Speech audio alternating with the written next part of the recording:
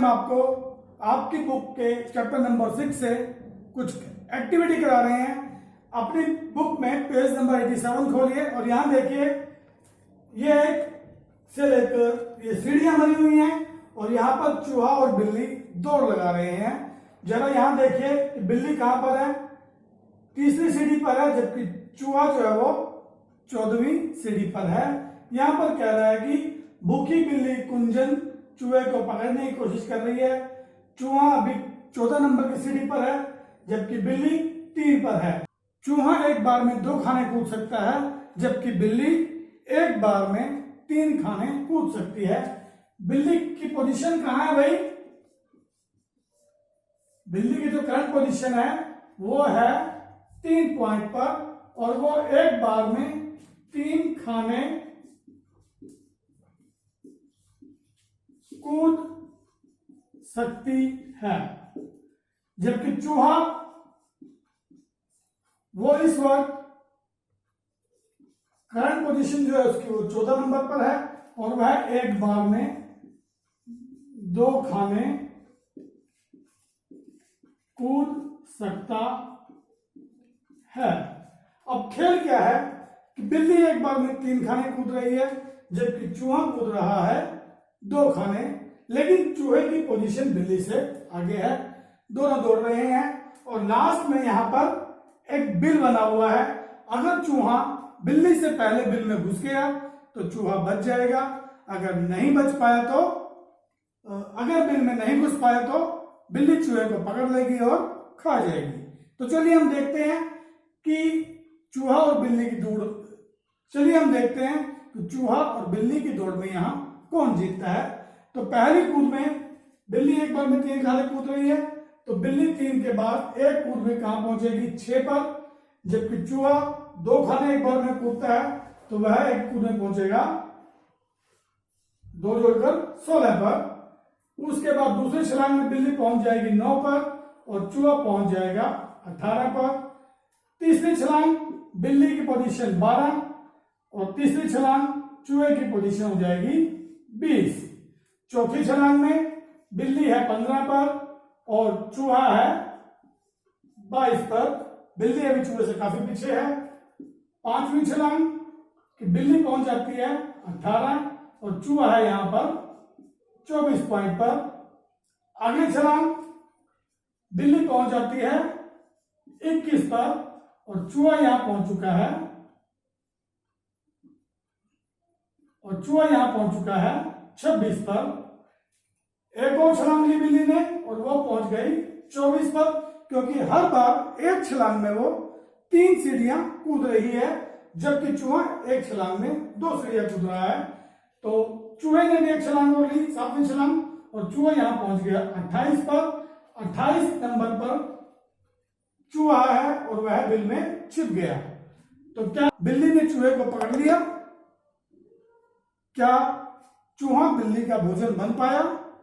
नहीं बन पाया, क्योंकि छलांग बराबर समय में लगाई। एक छलांग बिल्ली की, 2 3 4 5 6 7 छलांग बिल्ली की, 1 2 3 4 5 6 7 छलांग चूहे ने लगाई। लेकिन क्योंकि चूहा पहले से ही काफी आगे था तो वह जल्दी बिल तक पहुंच गया और बिल में घुस गया और बिल्ली से बच गया। यह था बच्चों चूहे और बिल्ली का खेल। अगर बिल्ली को चूहे तक पहुंचना होता तो उसे थोड़ी लंबी छलांग लगानी पड़ती, शायद 4 या 5 सीढ़ियों की छलांग उसको लगानी होती, तो शायद वह चूहे तक जल्दी पहुंच सकती थी। लेकिन इस खेल में बच्चों हमें क्या मिला?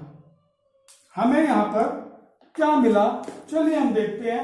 हमें कुछ संख्याएं प्राप्त हुई हैं कि यहां 3 से शुरू कर 3 6 9 12 15 18 21 और इसी प्रकार 14 से शुरू की तो 16 18 20 22 24 26 28 और आगे हम इसको बढ़ा सकते हैं।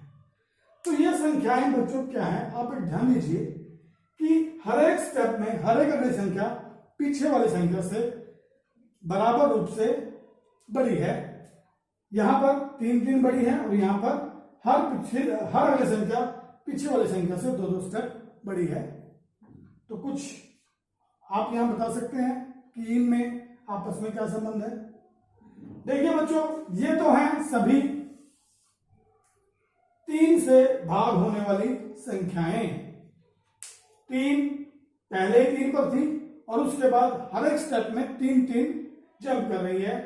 3 दूनी 6, 3 तिया 9, 3 चौके 12, 3 पंजे 15, 3 छिके 18। ये सभी संख्याएं 3 से भाग होने वाली हैं। जबकि यहां पर क्योंकि शुरुआत 14 से हुई थी, उसके बाद 16, फिर 2 बढ़े, फिर 2 बढ़े, फिर 2 22, फिर 2 24, इस तरह से ये जो सभी संख्याएं हैं ये 2 से भाग होती हैं। और ऊपर वाली किससे थी बच्चों? 3 से भाग होती हैं। अब जो संख्याएं किसी संख्या से भाग हो जाती हैं, पूर्णतः भाग हो जाती हैं, पूरी भाग हो जाती हैं, उनको भाग करने पर कोई शेष नहीं बचता, तो इन संख्याओं को हम क्या कहेंगे बच्चों? इन संख्याओं को हम क्या कहेंगे 3 के लिए या 2 के लिए? चलिए हम इसके बारे में बात करते हैं। आगे पॉज कर दें। चलो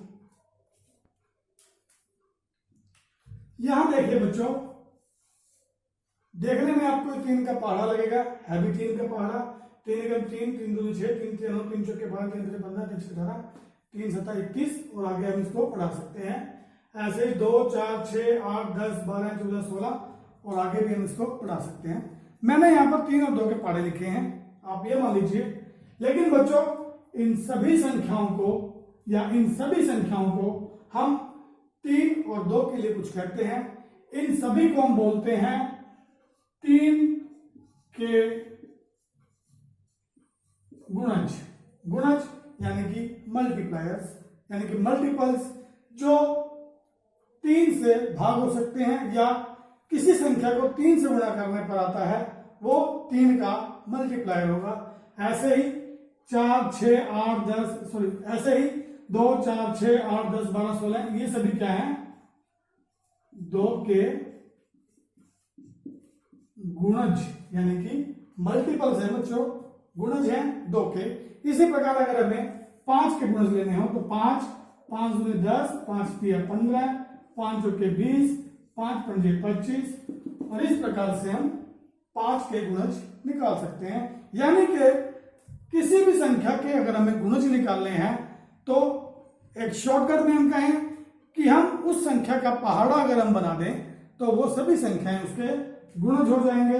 9 के गुणज 18, 27, 36 और इसी प्रकार से ये सभी 9 के गुणज हैं। तो यहां तक तो बात थी गुणज की। गुणनखंड आप इससे पहले कर चुके हो, गुणनखंड आप कर चुके हो। चलिए हम थोड़ा गुणनखंड और गुणज के अंतर के बारे में बात करते हैं। देखिए ये 9 के गुणनखंड है, 9 के गुणज हैं। गुणनखंड बनाने आपको आते हैं, गुणनखंड बनाने में पीछे सीखे हैं। तो मैं यहां पर 9 के गुणनखंड लेता हूं तो वो होंगे बच्चों 1, 3, 9, 1, 3, 9।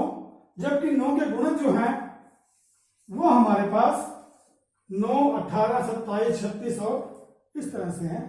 तो देखिए पहले तो इन दोनों में एक चीज आपको साफ दिखाई दे रही है कि जो किसी संख्या के गुणनखंड है यानी कि 9 के जो गुणनखंड है वो सभी 9 से छोटे हैं, केवल 9 के एक ही है जो 9 के बराबर है, वो स्वयं है। जबकि गुणज की बात की जाए तो 9 के जितने भी गुणज हैं वो सभी 9 से बड़े हैं, केवल एक 9 है जो उसके बराबर है यानी कि स्वयं है। यानी कि गुणनखंड और गुणज की बात की जाए तो सभी गुणनखंड 9 से छोटे हैं और गुणज सभी 9 से बड़े हैं, केवल एक स्वयं को छोड़कर जो उनके बराबर है। दूसरी बात, गुणनखंड बच्चों वो संख्याएं हैं जिनसे दी हुई संख्या भाग हो सकती है। यानी कि 9 के गुणनखंड वे सभी संख्याएं जो 1, 3 ये जिनसे 9 भाग हो सकता है। जबकि गुणज क्या है? जो 9 से भाग हो सकती हैं।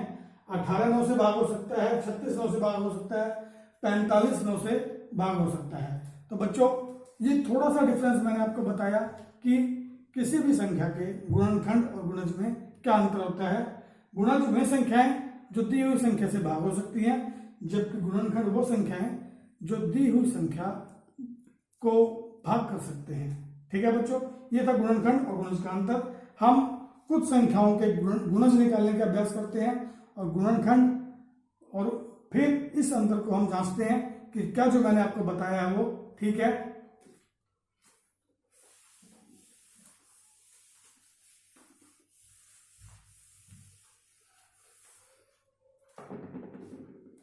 मैं यहां पर ले रहा हूं संख्या 10। अगर हम इसके गुणज देखें तो वो होंगे बच्चों 10, 20, 30, 40, 50, और गुणनखंड अगर हम लें वो होंगे बच्चों 1, 2, 5, 10, यानी कि जिनसे 10 भाग हो सकता है। 10, 20, 30, 40, 50, 60, 70, 100, 1000, लाख, वे सभी संख्याएं 10 से भाग हो सकती हैं। लेकिन 10 को भाग करने वाली संख्याएं केवल हमारे पास 4 हैं, 1, 2, 5 और 10। तो यहां से हमें गुणनखंड और गुणज के बीच में एक विशेष अंतर और पता लग रहा है कि किसी भी संख्या के गुणज जो हैं वो असीमित हो सकते हैं, इनफाइनाइट हो सकते हैं, वो कितनी भी संख्या में हो सकते हैं। लेकिन किसी भी संख्या के जो गुणनखंड है, यानी कि जो फैक्टर्स हैं, यानी कि वो संख्याएं जिनसे दी हुई संख्या भाग हो सकती है, वो सीमित मात्रा में होते हैं और सभी इससे छोटे होंगे, केवल स्वयं को छोड़कर। ठीक है बच्चों, एक और देखिए 24 हम लेते हैं। तो 24 के गुणज 24, 48, 72, 96, इस तरह से। और